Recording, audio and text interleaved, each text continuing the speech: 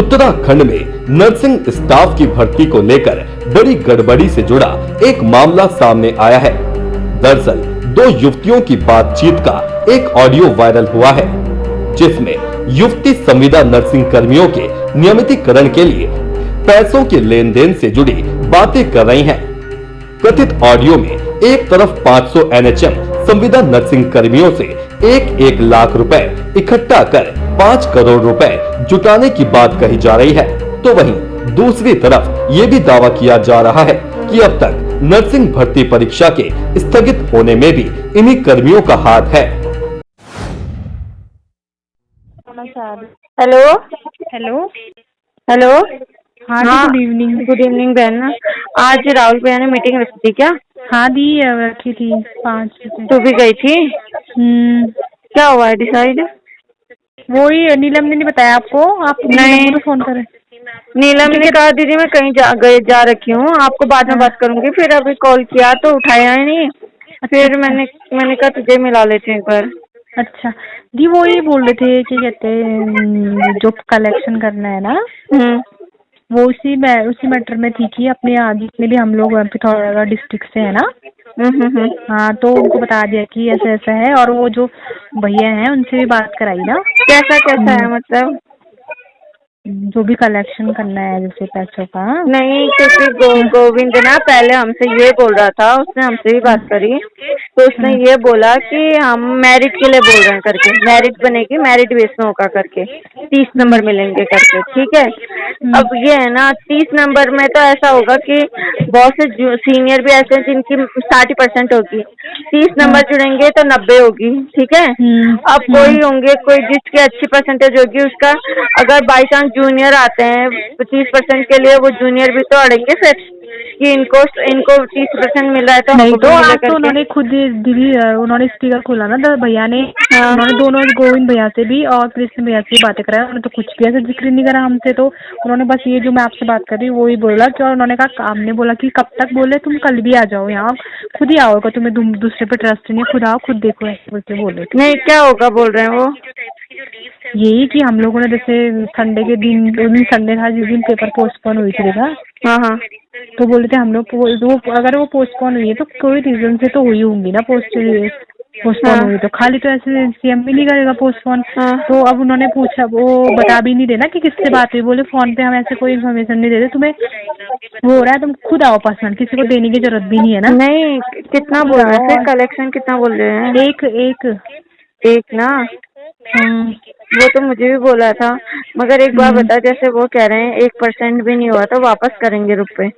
ठीक है, हाँ ये भी कह रहे हैं, वो ये भी है, लेकिन वो फिर बोल रहे हैं ना यार इतना तो तुम्हें रिस्क लेना ही पड़ेगा। इतना तो चल कोई बात नहीं, रिस्क लेते हैं। ठीक है, मगर एक बात बताऊं, जिससे भी बात जिसको बात करी है ना, वो भी इतना सीधा नहीं होगा कि जिसके पास 3 करोड़ रुपए पहुंचे हैं, 3-3.5 करोड़ रुपए पहुंचे, वो 1 मिनट में वापस कर दे।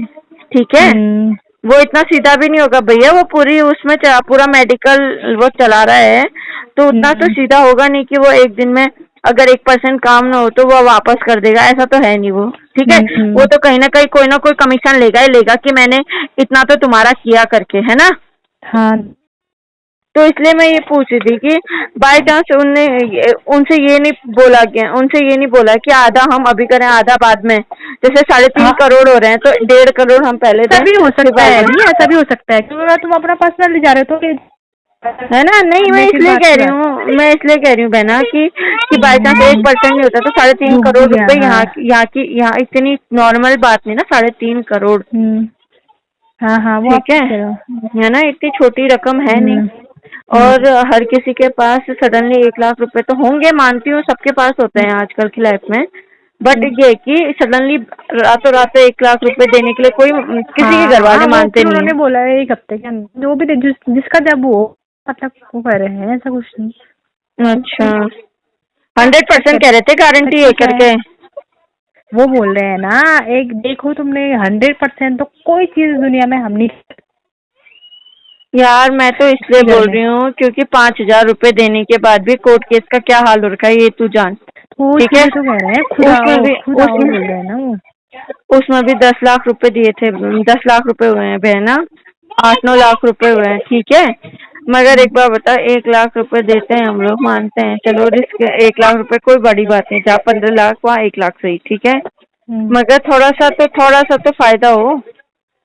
अब वो कह तो रहे हैं, अब यार वो भी क्या कह सकते हो, कहते हैं हम इतना हम कह ही सकते हैं। नहीं, बाकी क्योंकि तो हमसे ना उनने ये बोला, पहले दिन परसों ही बात हो गई थी हमारी तो इस बारे में, तो उस दिन उनने ये बोला कि ये हम लोग मैरिज के लिए बोल रहे हैं, 30 नंबर के लिए। फिर हमने मैरिज के लिए मना किया, हमने कहा मैरिज के लिए कोई लड़की नहीं मानेगी, बाई चांस सोचते तो जूनियर होगा, जूनियर की 80% आई होगी, उसको 30 नंबर मिलेंगे, उसका तो अच्छा खासा बन जाएगी ना परसेंटेज, और जिसकी कम होगी, पहले से ही जीएनएम में कम होगी, उसका कोई फायदा नहीं होगा ना 30 नंबर से।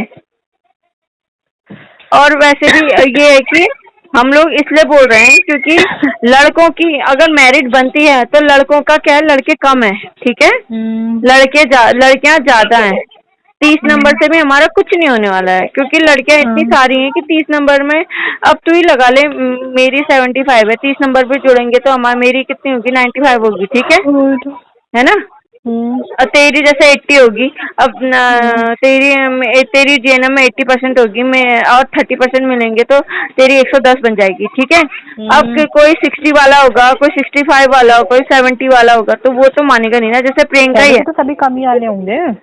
जो प्रियंका है ना जुलाघाट वाली, उसकी 62% है जीएनएम में, ठीक है। अगर तू मान ले अगर 30% भी मार्क्स लाती है वो, तो उसकी ज्यादा से ज्यादा कितनी होगी, 93% बनेगी, ठीक है। अब उसमें भी उसका अगर वो बाई चांस 30% बाद के बाद उसके बाद भी उसकी मेरिट बनती है, तो ये थोड़ी सोचने वाली बात है ना। हम लोगों ने ये बात कही थी हरी भैया से कि अगर एनआरएचएम को अंदर करने वाली बात है, एनआरएचएम को सारे स्टाफ को हम कितने हैं, 500-600 अंदर करने वाली बात ही तो हो रही है। फिर अभी उन्होंने तो हमसे कुछ भी आले, इतने लोगों के बहुत लड़कियां आई थी आज तो फिर उनके सामने पूरे स्पीकर में उन्होंने यही बात रखी, इनके हस्बैंड भी थे ना, उन्होंने कुछ भी ऐसी बात नहीं करी। तो क्या कहा उनने कि हो जाएगा एनआरएचएम को अंदर करने वाली बात करें? बात चल रही है, हम लोगों ने पोस्टपोन करा रखा है, तो कोई ना कोई इसका रीजन उसके पीछे है, ऐसे बोल रहे थे। और ये जो हम कह रहे हैं हर जगह से हो रहा है, कह रहे थे ना, हल्द्वानी वाले भी कर रहे हैं, देहरादून, हाँ, बागेश्वर से भी हो रहा है, सब जगह से हो रहा है, जगह से। अगर तो हमें यूनिटी की जरूरत है, यूनिटी दिखानी बहुत जरूरी है, ऐसा बोल रहे थे वो। फिर और जितने हम वहाँ पे बच्चे बैठते कितने होंगे ही वहाँ पे, 8-9 लोग तो थे, सब एग्री थे इस बात से। अच्छा ठीक है, फिर इसीलिए मैं पूछ रही थी, एग्री है तो ठीक ही है ना, सभी एग्री थे दी, वो लोग तो वही क्या है, हल्दो जुलाघाट वाली दीदी और 11 देवी नीलम दी, वो भी सब एग्री थे, यहाँ पे जितने लोग थे ना। हाँ।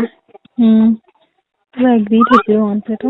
और वो उनको ऐसा भी नहीं है कि तुम किसी के हाथ भेजो या तुम मुझे पर्सनली भेजो, वो कह रहे किसी पे अगर तुम्हें ट्रस्ट नहीं है, तुम खुद आओ, खुद देखो, ये बोल रहे। अच्छा, अपनी लाइफ के लिए इतना तो तुम कर ही सकते हो।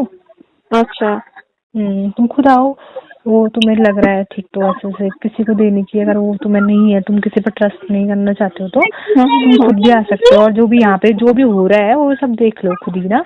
अच्छा, बोल रहे थे ठीक है। हाँ, इसीलिए मुझे भी कम थी, कह रहे थे ना, नहीं यहाँ पे हड़ताल में बैठे थे तो स्ट्रेंथ भी इतनी कम थी, हम तो 20 लोग थे, कह रहे थे, तब भी हम लोग की बात सुनी गई 20 लोग होने के बावजूद, क्योंकि कोई ना कोई कारण रहा होगा ना, कैसे कह रहे थे। और वो ना फोन पे कुछ ज्यादा बातें कर भी नहीं रहे ना, वो बोल रहे थे फोन में। हाँ, इसीलिए हमसे भी पर्सनली मैसेज, मुझे तो बागेश्वर वाली लड़की है ना,